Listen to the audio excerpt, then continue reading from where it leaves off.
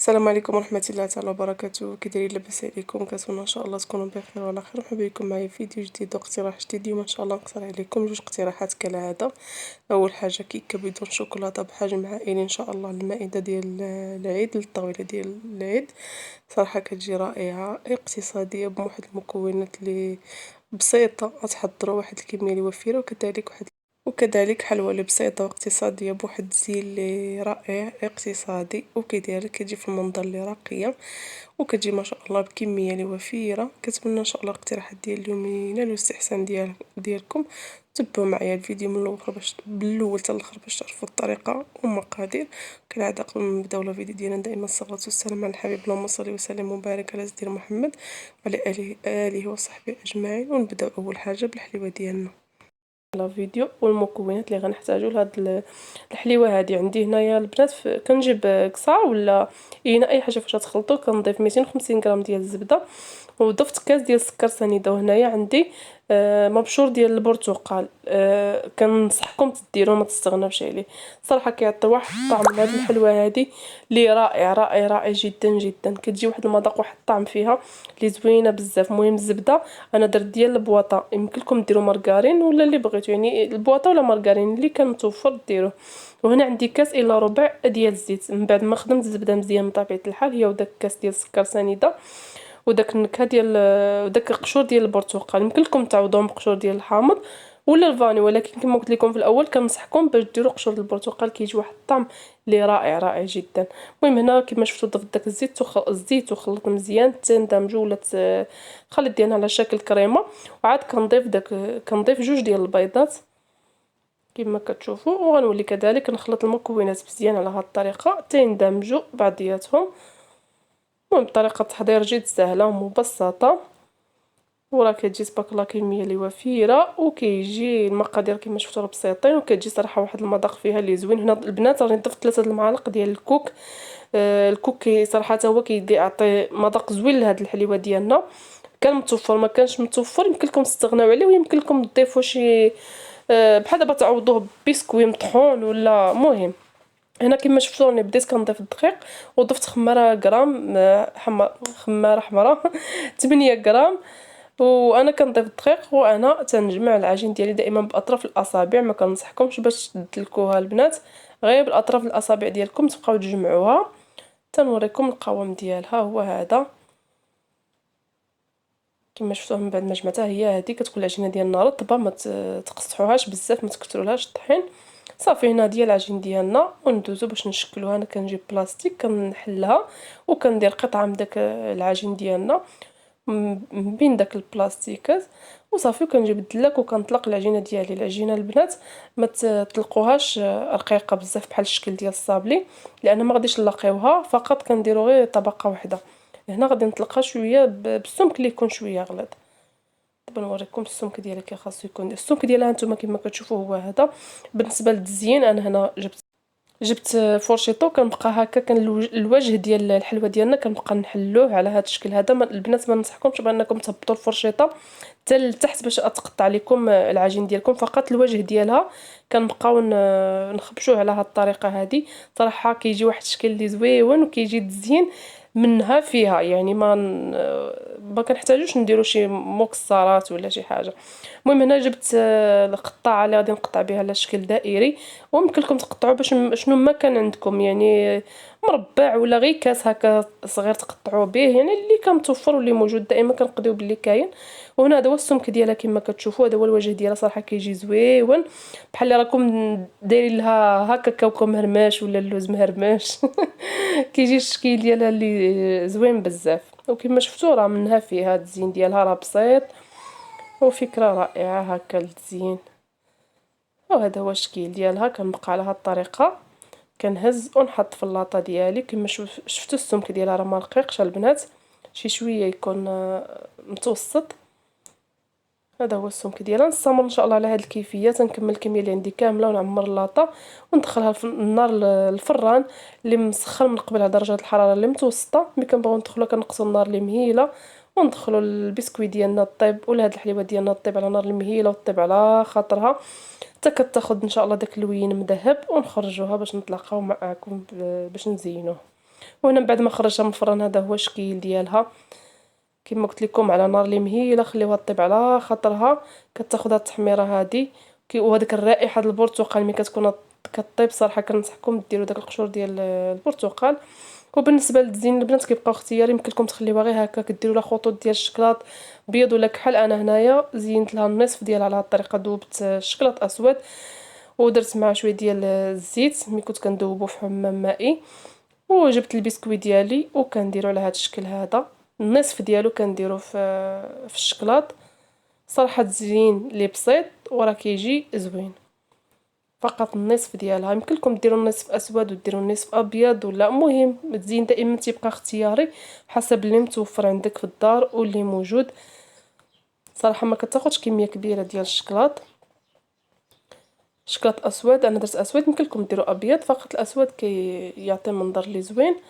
وهنا من بعد ما بردات هذا هو الشكل ديالها، كيجي شكل لي زوين. في الصراحه هنا في هذه اللقطه هذه راه التصوير ما عطاهاش حقها راه في الواقع احسن من هكايا. صراحه جات زوينه بزاف. هنا عن قرب قربت لكم باش تشوفوا الشكل ديالها، كتجي زوينه بزاف. كنتمنى ان شاء الله تجربوها. انا اكيد الا جربتوها غادي تنال الاستحسان ديالكم وغادي تعجبكم، وان شاء الله تعتمدوها وتوجدوا هكا العيد. المائده ديال العيد راه راقيه واقتصاديه وتبارك الله ما شاء الله، كتجي كميه اللي وفيره فيها.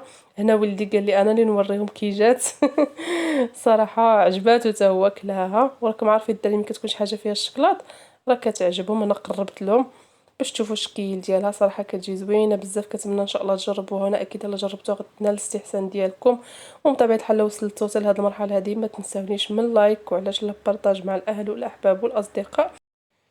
ودابا ندوزو نحضروا الكيكه ديالنا اللي بحجم عائلي وبمكونات اللي بسيطه. نبداو بالطريقه والمقادير في نفس الوقت. كنجيبوا اناء نضيفوا فيه 2 ديال البيضات، كذلك نضيفوا فيه قبيصه ديال الملح لتصحيح الذوق فقط، وغنضيف شاصي ديال الفانيل للتنسيم،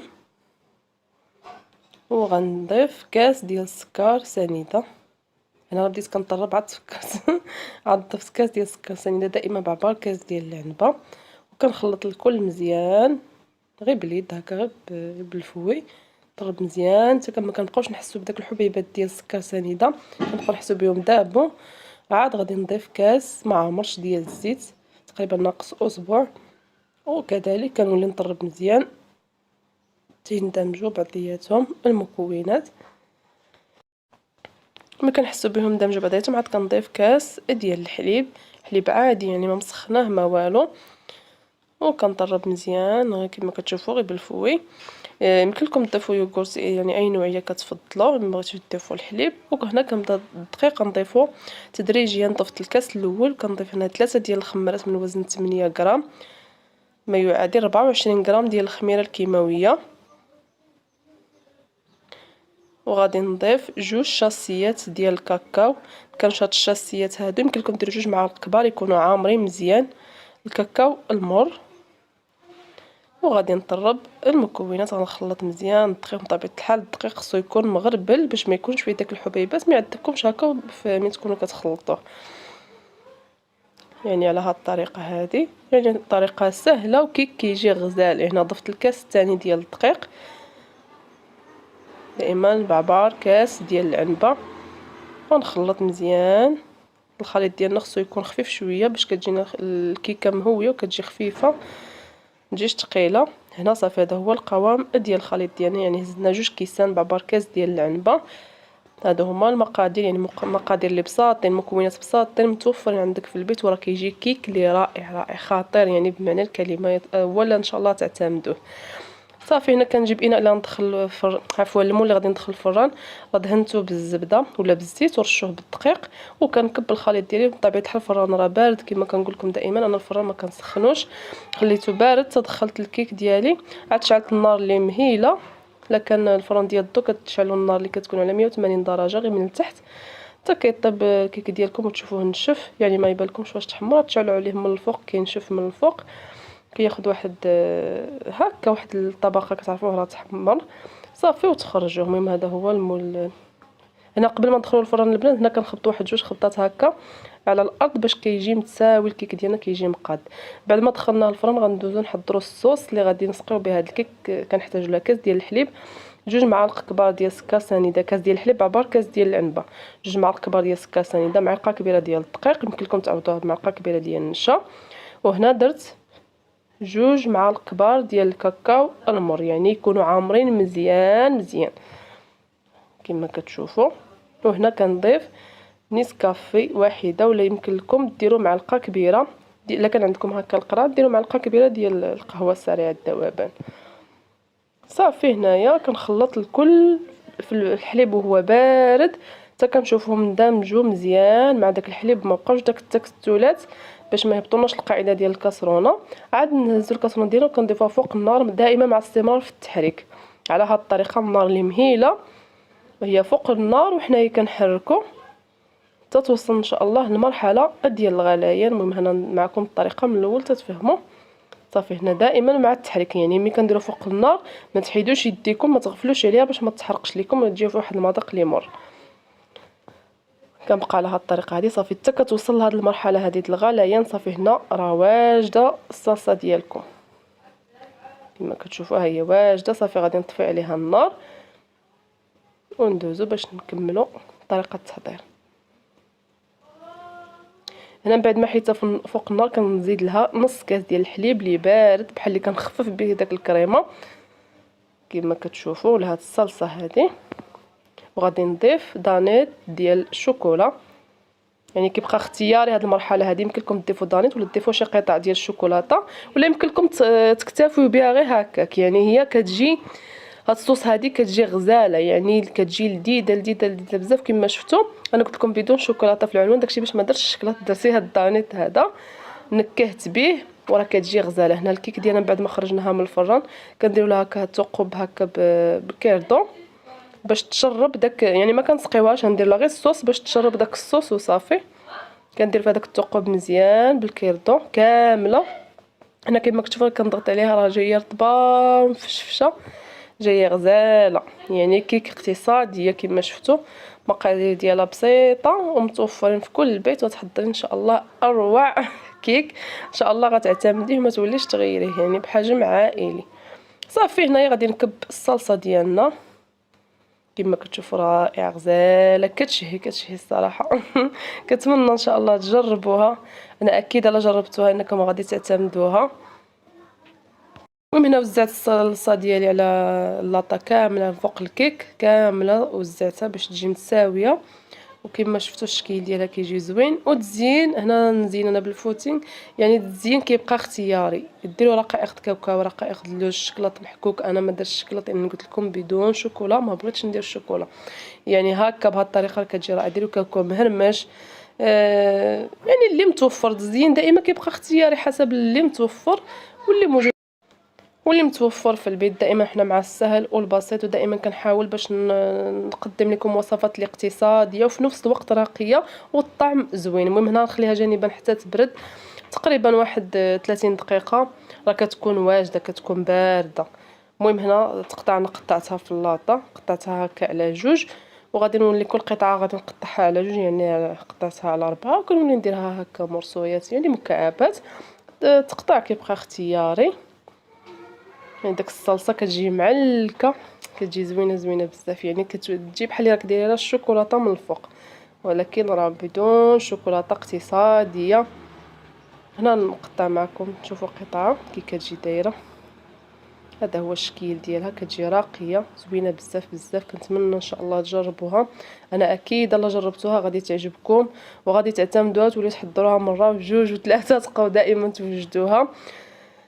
ولا عجبكم الفيديو ديالنا ما تنساوناش من لايك بارطاج تعليق اللي يكون زوين ومحفز. نضرب لكم موعد ان شاء الله في فيديو الجاي، خليت لكم الراحه وبسلامه عليكم. ما تنساوناش من لايك وبارطاج.